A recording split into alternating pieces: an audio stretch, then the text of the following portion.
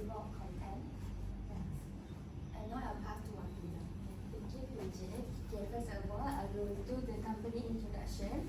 So, Top Glove is a multinational company and currently the most largest manufacturers of glove production.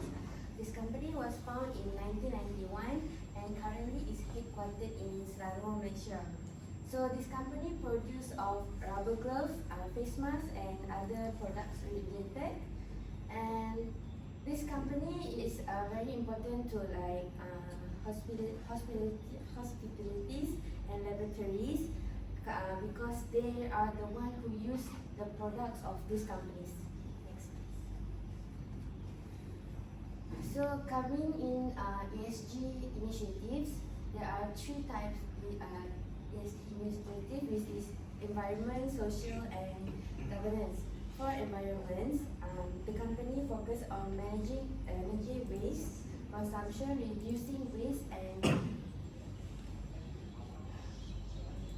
and complying with environmental regulations in manufacturing process.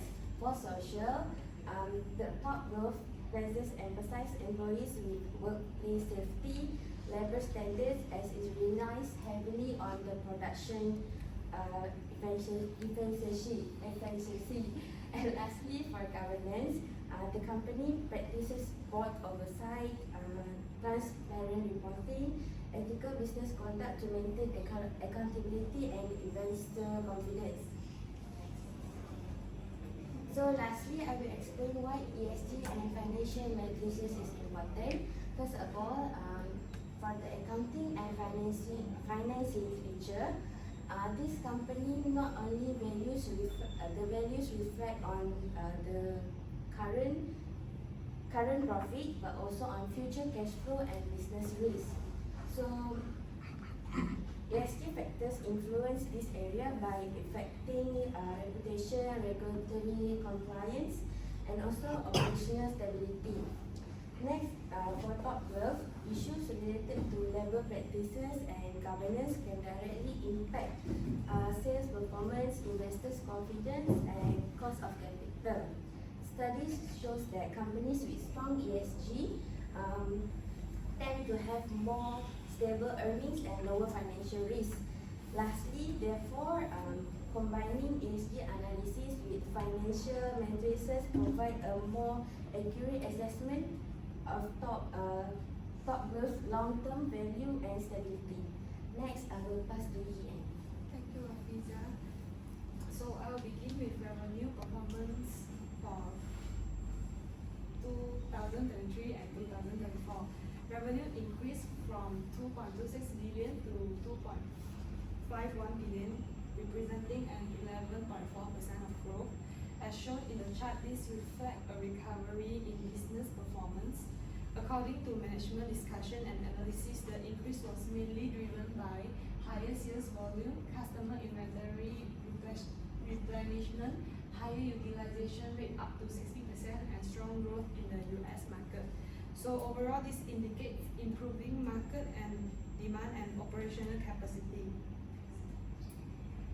So next is profit trend. The group's net loss improved by 864.1 million, representing a 97.6% reduction compared to 2023. As illustrated, the company moved much closer to break even in 2024.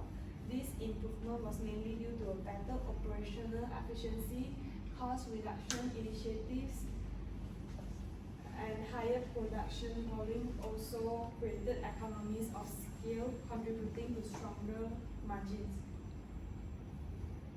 So EBITDA stands for earning before interest, tax, depreciation, and amortization.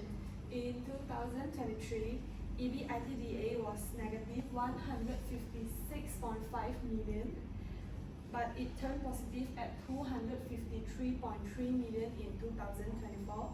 This represents an improvement of about 409.8 million according to the integrated annual report.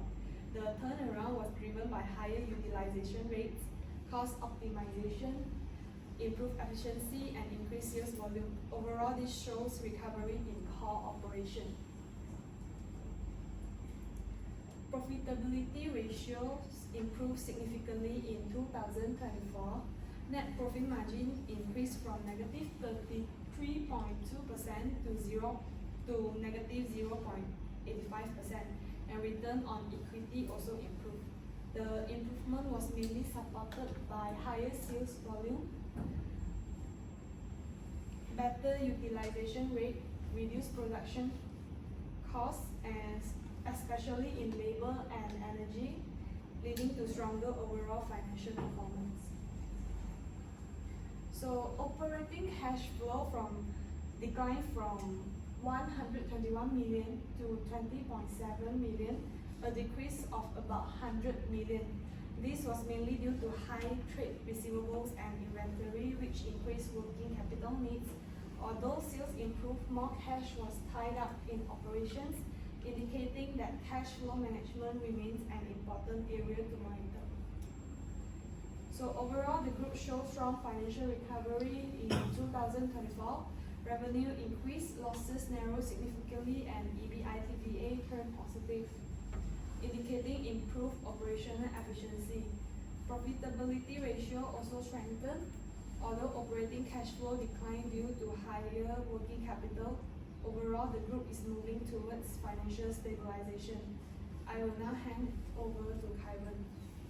Thanks, Yan. Now I'm talking about the environment performance for the overall company in the 2023 and 2024.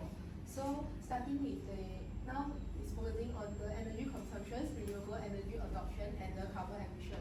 So starting with the energy consumptions, it is categorized into three scopes. For the first scope is refer to a direct energy that used in the operation, and the second scope is to purchase the electricity, and the third scope is to refer indirect energy from the supply chain. So from 2023 to 2024, the total energy has been increased across all the scopes. So it means that the energy intensity has increased, and also the overall energy structures remain stable.